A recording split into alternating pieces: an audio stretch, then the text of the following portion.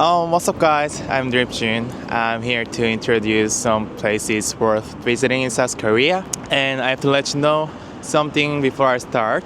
To be honest, I'm not good at English, but I've been trying to look fluent, in editing and saying several times. So please go easy on me, my grandma, and some not proper words.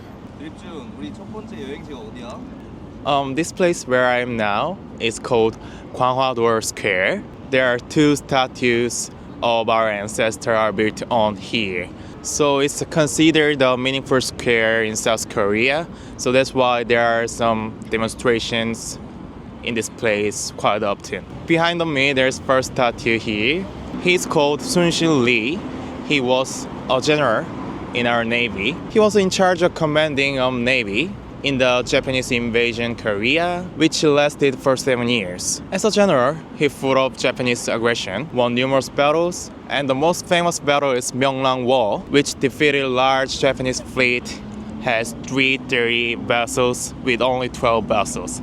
Before the battle, Joseon Navy had only 12 vessels left, cause another commander was defeated in another naval battle. But after Sun-Shin Lee was designated as a general, he said one sentence to the king, and it still remains a famous saying, "I still have 12 vessels left," and it's being carved on this rock beside the statue. And we are heading to see another statue, which is over there. Yeah, let's figure out together what it is. Dripjun. He's our ancestor as well. He's called Sejong King. He's the person on the Korean note, and he's the fourth king of Joseon who made Korean characters what we use till now. It was built as a monument to admire his achievement and status as a king. He also released a book explaining fundamental principles and usage as he published Korean characters. And the next is the praise of the book. Since the language of the country is different from that of China, it doesn't interact with Chinese characters. If there's something that stupid people want to say, they often fail to spread their meaning properly. I felt so sorry for it that I made 28 letters, so it's to make it easier for people use them every day. And those are the Korean letters, which was made at the first time. Actually, that's been changed, like shape or something like pronunciation. Everything has been changed, but yeah, this is the kind of basement. And we are heading to another sightseeing place, which is called Gyeongbok Palace, as you can see on the screen. That building is kind of main gate of Gyeongbok Palace. It's called Gwanghwa-dor. So that's why this place is called Gwanghwa-mun Square.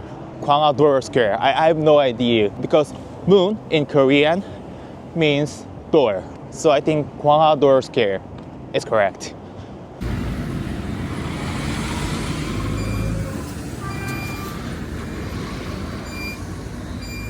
This is the main gate of Gyeongbok Palace, which is called Gwanghwa-dor. Gyeongbok Palace open from 9 to 5, except Tuesday, every Tuesday.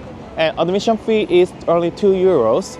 But there's fascinating thing. If you're wearing some Korean traditional clothes, which is called Han clothes, the admission gonna be free. It's totally complimentary. So we are heading to clothing store right now to rent a Han clothes. Let's go. Dripjun. We just arrived at the store. You can find the store with your back to Gwanghwa-dor and walk along the wall on your right. Let's go.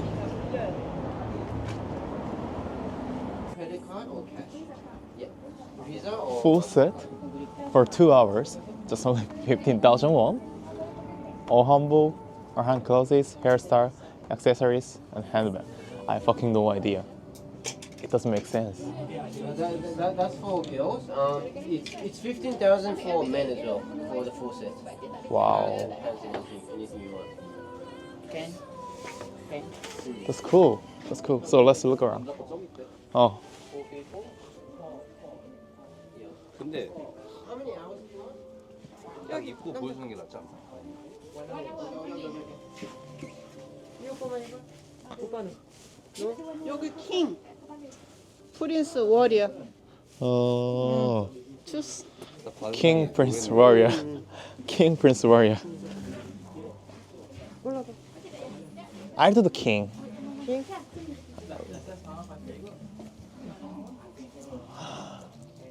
이거. Wow.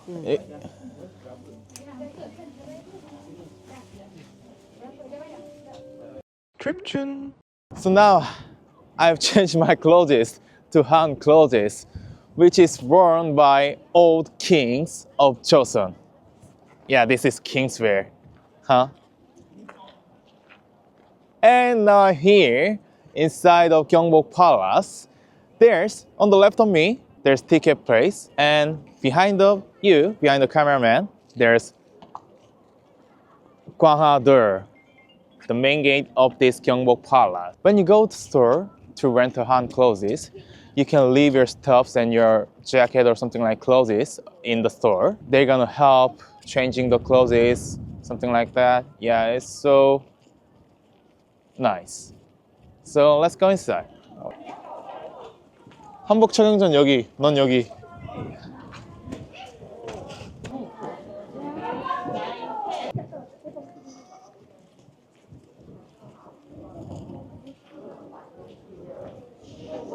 They have a locker. There's a locker as well. And there's no smoking area. And they have a restroom as well. It's the palace Kings of Joseon lived in. And it was built by first king of Joseon.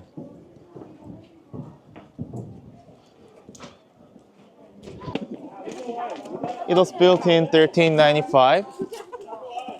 And it's burned down in 1592. During the war with Japan, and it was rebuilt 1892. No, 1868, sorry.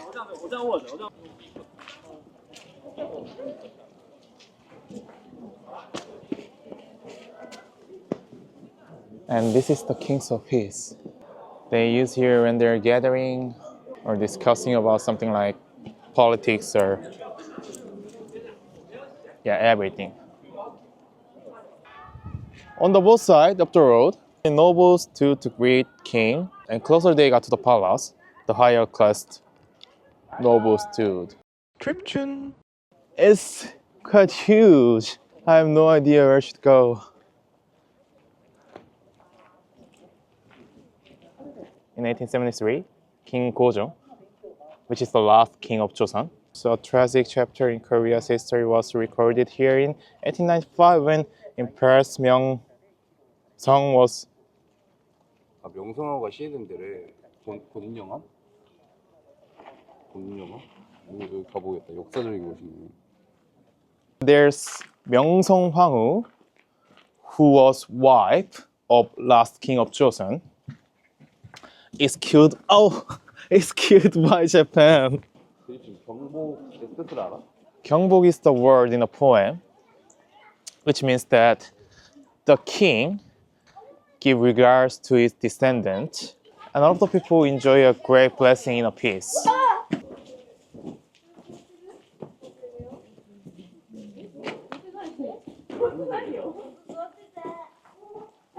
네, 영어는 읽을 줄 아는데 한자는 못 읽어. 너 읽을 줄 알아 이거? 권천정. 확실해? 당한당.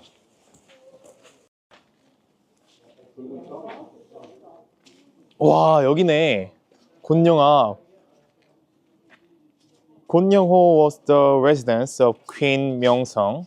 This is also a place where she was killed by Japanese on October 8, 1895. Yeah, but it's smaller than I expected. 좀 작은데? 이런 데 살았다고? 그냥 양반집이 더 넓은 것 같은데?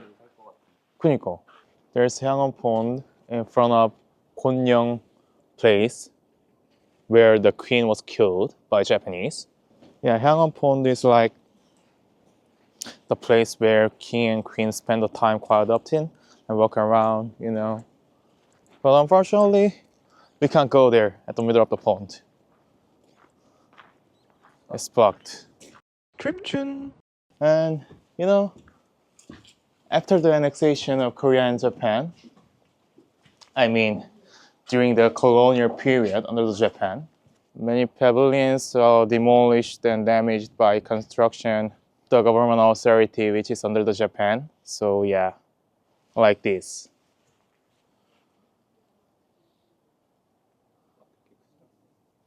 Some gardens or museums replaced it.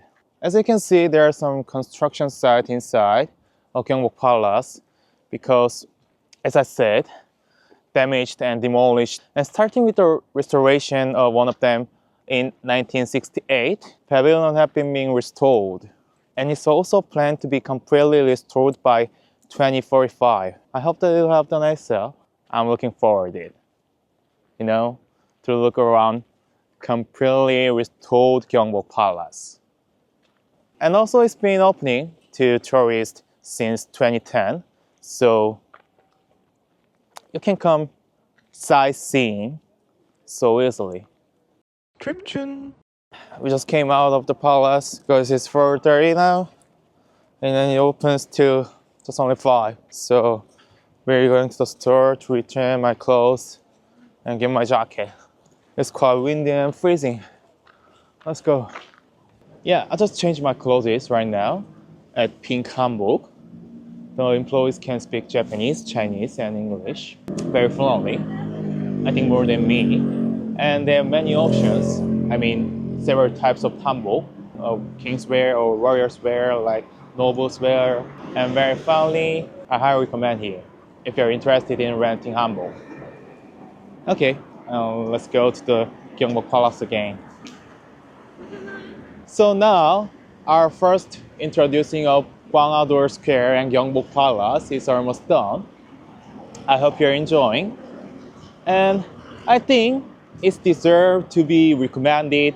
If you're interested in traveling South Korea, please subscribe me. And if you're interested in another place in South Korea, please give a comment. I'll see you in the next clip. Thank you.